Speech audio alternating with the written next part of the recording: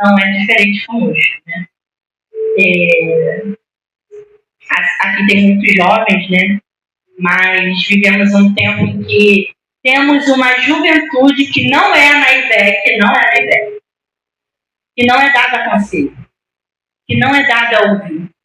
A gente está vivendo um tempo que tem uma juventude que eles sabem de tudo, conhecem tudo, e aí fica difícil deles ouvirem, né? E serem humildes e sensíveis ao ouvir aqueles que já têm experiência para passar, né, um conselho, uma advertência. Então aqui, Salomão, quando ele escreveu o livro de Eclesiastes, ele já tinha vivenciado tudo isso. E ele usou da sabedoria, ao invés de ele usar a sabedoria para coisas espirituais, ele usou toda a sabedoria que Deus deu para coisas terrenas, né? E no versículo 1, aqui ele fala de uma vida com sabedoria, e o primeiro passo é reconhecer com humildade que somos limitados ao poder e ao querer de Deus. Ou seja, ele viveu tão insoluto que, com toda a sabedoria a qual ele tinha pedido ao Senhor, ele não estava no centro da vontade de Deus. Então ele usou toda a sabedoria dele que ele tinha para quê? Acumular riquezas, ter bens, fazer negócios, alcançar outros países, outros povos. Mas e o que era mais importante? Que era buscar junto de Deus, né, a presença, pedir a Deus sabedoria, mas ele não usou a sabedoria como era dito. Ele até foi um homem mais rico, assim declara, né, que ele foi um homem rico, e a Bíblia também declara que ele foi o homem mais sábio, que depois dele não houve mais ninguém. Ou seja, que privilégio você orar, pedir ao Senhor, ele deu, mas ele não soube usar. E nós somos assim, né? Pedimos, oramos, buscamos, e quando Deus nos dá, não usamos com sabedoria pelo que Deus tem proposto para nós, né? Nós somos limitados no poder e no querer de Deus. Mas no momento que nós reconhecemos a soberania de Deus, ele nos coloca na posição e na dependência dele. Precisamos estar na dependência do Senhor. Porque não adianta nada a gente pedir sabedoria, pedir discernimento e não fazer aquilo que Deus tem proposto para nós. Estamos vivendo um tempo em que eu jejuo, eu oro, eu busco, eu estudo, mas ter muita eloquência e não ter o principal, que é a obediência, a humildade de reconhecer o Senhor, não vai adiantar de nada.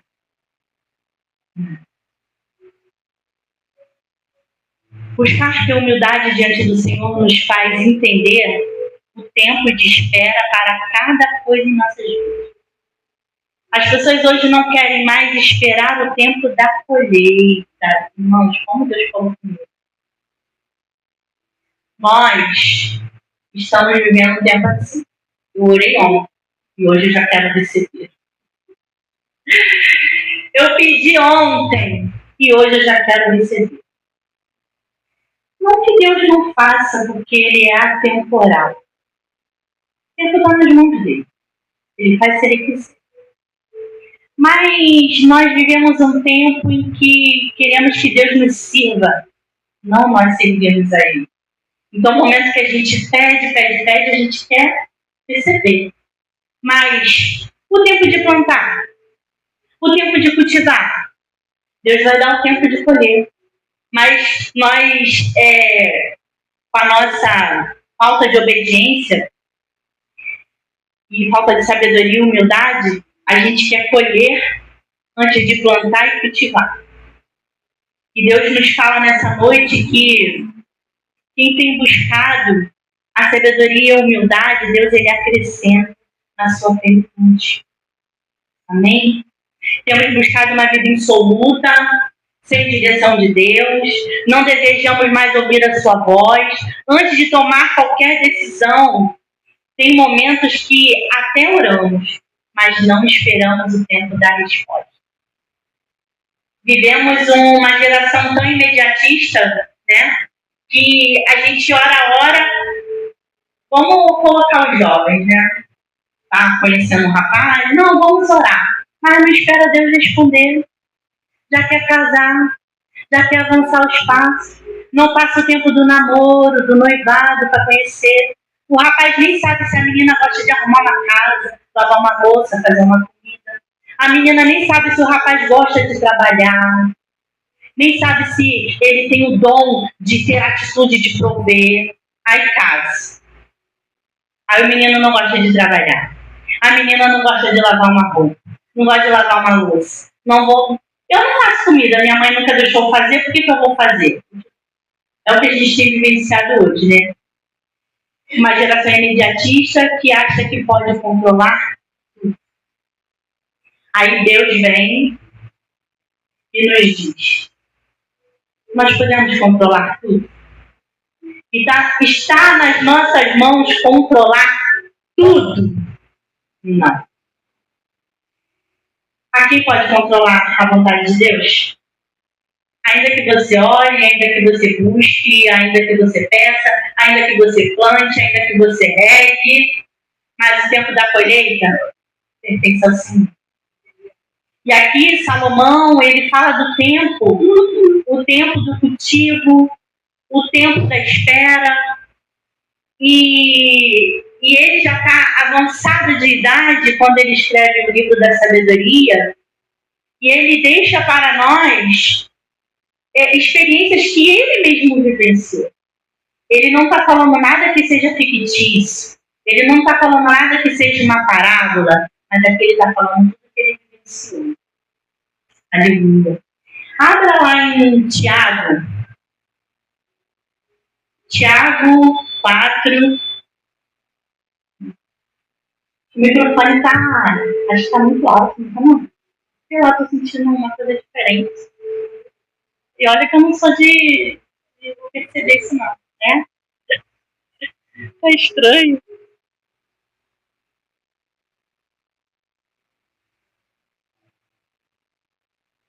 Tiago 4, versículo 14 ao 16, que diz assim a palavra do Senhor: digo-vos que não sabeis o que acontecerá amanhã, porque a vossa vida é um vapor que aparece por um pouco e depois se desvanece. Em lugar do que deveis dizer, se o Senhor quiser, e se vivemos, faremos isto ou aquilo. Mas agora vos gloriais em vossas presunções, toda a glória tal como esta é maligna. Falar aqui, todas as vezes que eu leio o livro de Tiago, Deus me traz à memória o início da minha conversão. Por quê? Muita gente falava assim: você é estranha, você só anda com os idosos da igreja. E eu, na minha consciência, eu falava assim: cara, eu sou nova convertida. Eu quero ter experiências extraordinárias com Deus. Então eu vou fazer o quê? Eu vou andar com os idosos da igreja. Eu vou andar com a gente. Eu andava com as irmãs do ciclo de oração. Eu andava com as irmãs que poderiam trazer para mim coisas extraordinárias, de vivência, de experiência, né? Se você andar com uma pessoa igual a você, caminhando igual a você, que busca de conhecimento você vai ter com essa pessoa? Você pode amadurecer com ela, crescer com ela, estudar a palavra, mas as experiências a gente vai ter com quem? Com os mais idosos, com os anciãos, né? Então, assim, eu tinha essa preocupação de estar com os idosos. E tinha uma irmã que eu falava assim para ela: ô irmã, mas vamos pro monte amanhã? Aí ela me olhava assim, carinhosamente, e falava assim: se Deus quiser. Aí eu, meu Deus, tudo que eu falo com essa irmã, ela faz. Se Deus quiser. Tudo ela faz, se Deus quiser. Ela não tem uma palavra de atitude de falar assim: não, nós vamos. E isso me chamou a atenção. Aí teve uma outra situação que eu falei pra ela assim, irmã, vamos fazer uma visita em tal lugar, não sei o que, vamos. Eu tava no primeiro amor, né? Então a gente fica desesperada, né? Pra fazer a obra, pra ir visitar, fazer um monte de coisa. E ela falava assim pra mim, se Deus quiser, eu vou. Aí um dia, eu falei pra ela assim, por que tudo você fala se Deus quiser? Aí ela, vamos lá no livro de Tiago.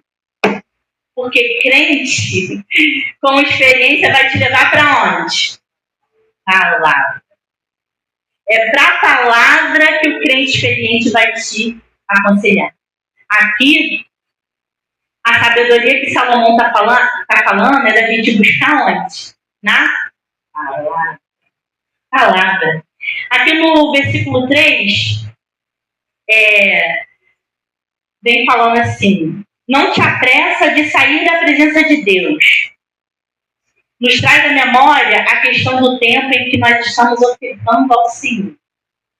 E quando eu falava para ela assim, vamos para o monte, vamos, se Deus quiser, se Deus quiser. Quando eu li o livro de Tiago, ela falou assim para mim, nunca planeje nada na sua vida sem antes convidar o Senhor. Tudo que você for fazer, você primeiro fala se Deus quiser, porque a permissão é dele. Ele controla tudo, ele controla a minha vida, ele controla a sua vida. É ele que vai determinar se nós vamos a tal lugar ou não. Eu amei, irmão. Tá bom. Eu vou mudar esse meu conceito. Porque quem é novo convertido quer vivenciar todas as experiências que Deus tem. Você sai naquele desespero de ultrapassar o tempo, de ir e sede, vamos pregar, e vamos evangelizar, e vamos buscar, vamos na casa da irmã que não está vindo. Mas vivemos um tempo em que não ofertamos o verdadeiro tempo para o dono do tempo. Né? E o que nós estamos ofertando para Deus? Isso nos mostra o quanto estamos sendo negligentes, insensatos e imprudentes. Não entender o quanto precisamos estar na presença dele e o quanto somos dependentes dele. Aqui, Salomão, ele também nos dá um conselho para a gente não se apressar de sair da presença dele. Não se apresse de sair da presença de Deus. Foi assim que Deus falou comigo. Já tem 15 dias que Deus falou comigo no livro de Eclesiastes. Que é necessário ofertarmos a Ele a nossa primícia. Se você não oferta para aquele que é o dono do tempo, o dono da tua vida, a primícia, o que você vai ofertar? O que nós vamos ofertar? Outrora, eu acordava às 5, 4 horas da manhã, para ler a palavra, para buscar. E Deus me traz, porque Deus ele faz isso. Ele faz você voltar a memória ao tempo do tempo que você dava para ele. E o relógio, e Deus fala assim, eu sou o dono do tempo. Tudo está em minhas mãos. É através de mim que o tempo você vai alcançar aquilo que eu desejo. E é através do tempo. Tempo de quê? Qualidade na adoração. Qualidade de ouvir. Qualidade de sentir.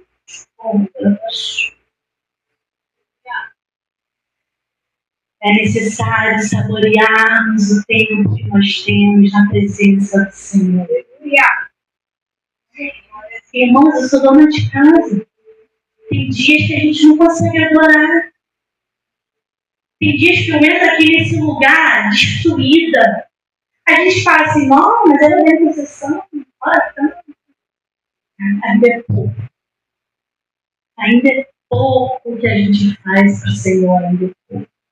A adoração que a gente dá para o Senhor ainda é pouco. E quando eu chego aqui, começo os louvores, eu começo a me entregar, sabe? Quando a gente está amadurecido, a gente vive um tempo que a gente não está preocupado com o que as pessoas estão pensando da nossa adoração. A gente quer adorar. E Salomão aqui entendeu que na faculdade da idade, já idoso, ele entendeu que ele não precisava mais se apressar a sair da presença do Senhor. Hoje o culto está assim, calmo, porque foi assim que o Senhor falou comigo.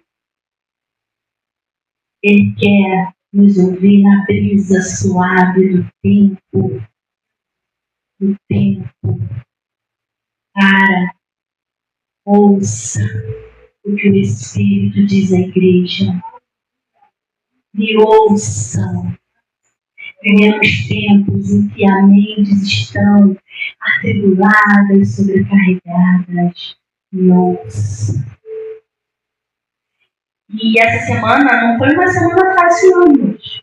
Meu sobrinho está no CTI no hospital, sofreu um acidente de moto. O rapaz que estava com ele também, ele sofreu traumatismo craniano. Hoje de manhã recebi a notícia que o marido da minha prima, eu pedi na intercessão para ajudar, teve quatro derrames. 4. O último agora ele não existiu por essa madrugada. Quem é o dono da vida? Quem é o dono do tempo? É o próprio Deus. Nós podemos controlar essas coisas. A gente até faz dieta, se cuida, faz ginástica. Quantas pessoas você vê que cuida da saúde quando chega o tempo? Quando Deus fala assim, cessou o tempo. Ele chama. É o tempo que está nas mãos do Senhor. Nós não temos controle sobre isso. E por nós não termos o controle sobre isso, é necessário sermos humildes e buscar a presença do Senhor enquanto há tempo. Aleluia. Aleluia. Precisamos dar ao Senhor tempo de qualidade, porque Deus ele é soberano. Ele não precisa do nosso tempo. Ele não precisa de nada que a gente oferta a ele, de maneira nenhuma. Mas ele é o dono do tempo. Ele controla tudo. Lá em Daniel 2:21, diz assim: é ele quem muda o tempo nas estações, remove reis, estabelece reis.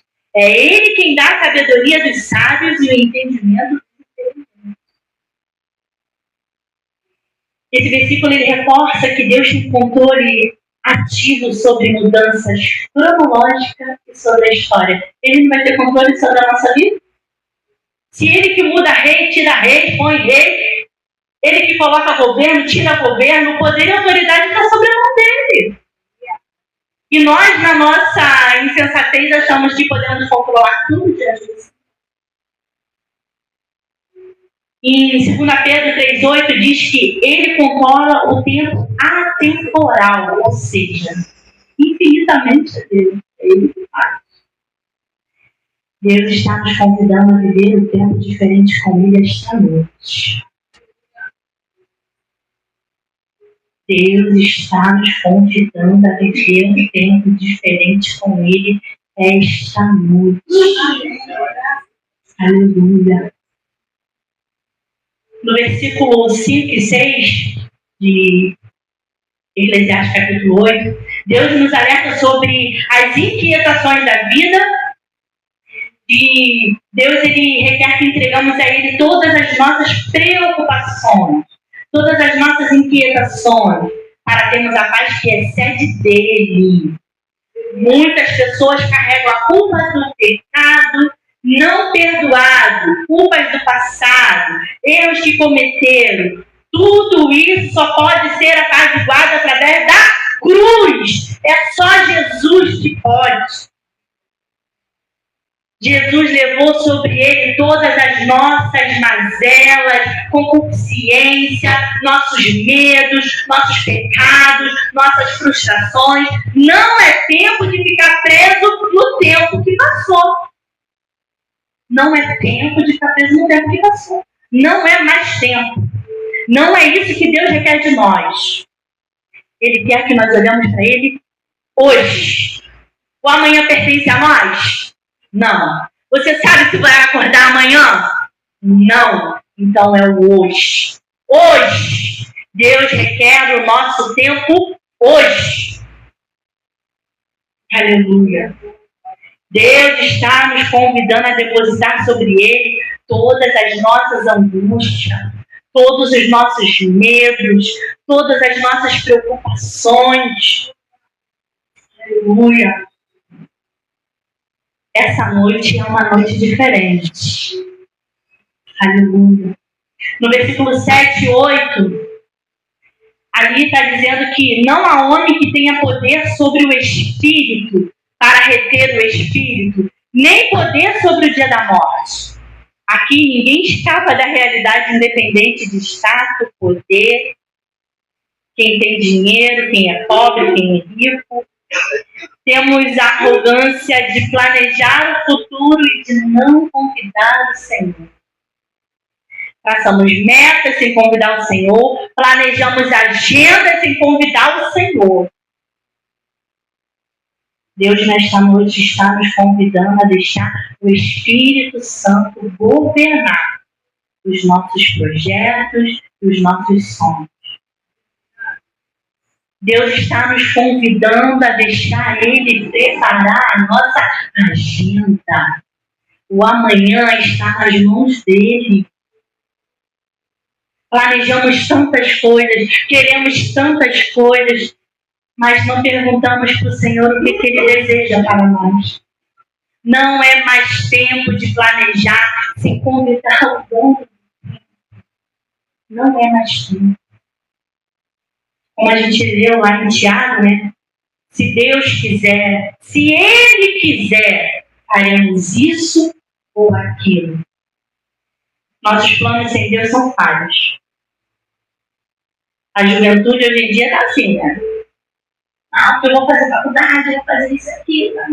Às vezes, Deus quer um jovem no ministério. No ministério de louvor, evangelizando, sendo evangelista. Por isso que é necessário a gente perguntar para Deus aquilo que Ele requer de nós. Quando eu fui chamada para a liderança das mulheres na DVEC, eu falei assim, mas Senhor, que eu? Eu nem tenho... Eu não me via fazendo o que Deus me chamou para fazer. Mas Deus sabia que eu tinha potencial para fazer. Porque Ele capacita quem Ele escolhe. Ele coloca onde Ele quer. E Ele faz do jeito dele. Mas eu fiquei com muito medo, sabe, pastor? Eu fiquei porque eram muitas mulheres. Eram 600 mulheres. Departamento de juventude eram 120 jovens. Senhoras, que tinham algumas que já eram casadas, e jovens que ainda não tinham. E eu falei assim, Senhor, e o Senhor falava assim, a busca da capacitação vem da gente. Nós temos que buscar a capacitação para aquilo que Deus está nos colocando. Se você não busca, você sabe que tem o dom, que Deus Ele revela, do íntimo de cada um, aquilo que nós temos o dom para fazer na obra dele.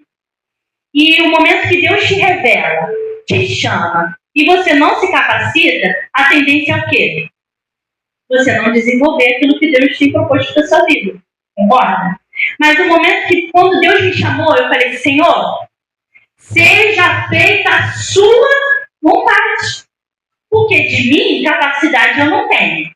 Não tenho estudo, não tenho faculdade de teologia, não tenho conhecimento, era nova convertida, né? Já tinha 3, 4 anos, mas é um bebê ainda engatinhando na presença do Senhor.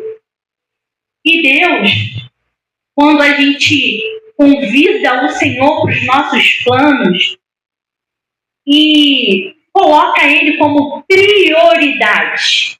Prioridade. Deus não pode ser o segundo, Ele tem que ser prioridade. Quando nós colocamos Deus como prioridade, Ele faz aquilo que Ele tem que fazer. O momento em que Ele te chama, Ele vai te capacitar para fazer. E quantos aqui não são capacitados naquilo que Deus chamou e muitas das vezes fica correndo porque tem medo,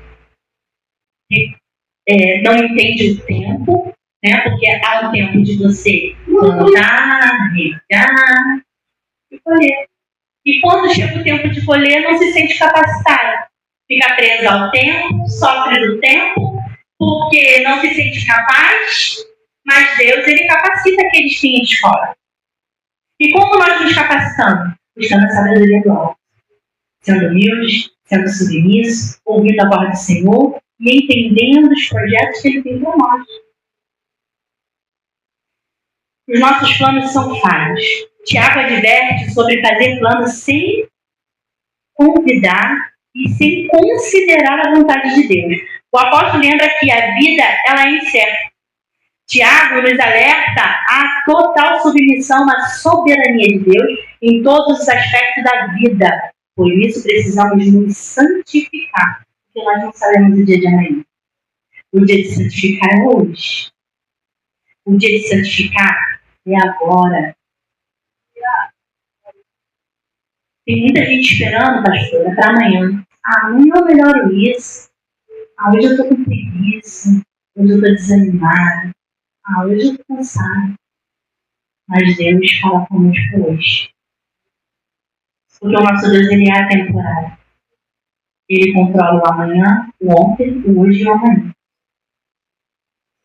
E esse poder não está em nossas mãos. Lá em Provérbios 16, que já estou no final, vamos abrir lá Provérbios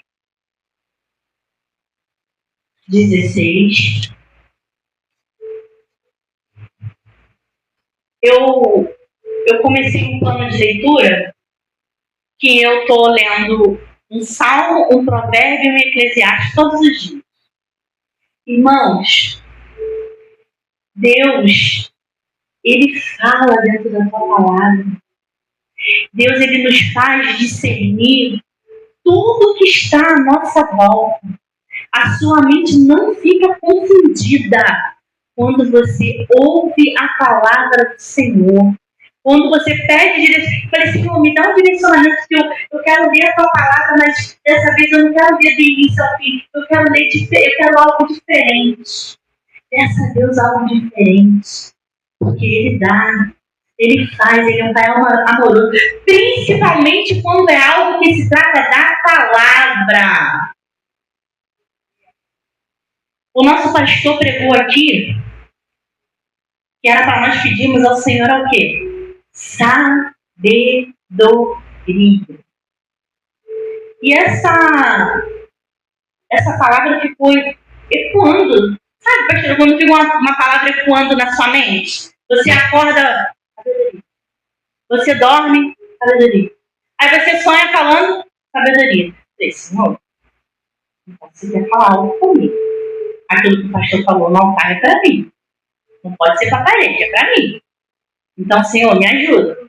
Eu quero algo extraordinário dentro da tua palavra. Eu quero vivenciar o extraordinário diferente. Se o pastor falou no altar, porque o Senhor usou a boca do teu servo. Então, eu quero algo diferente.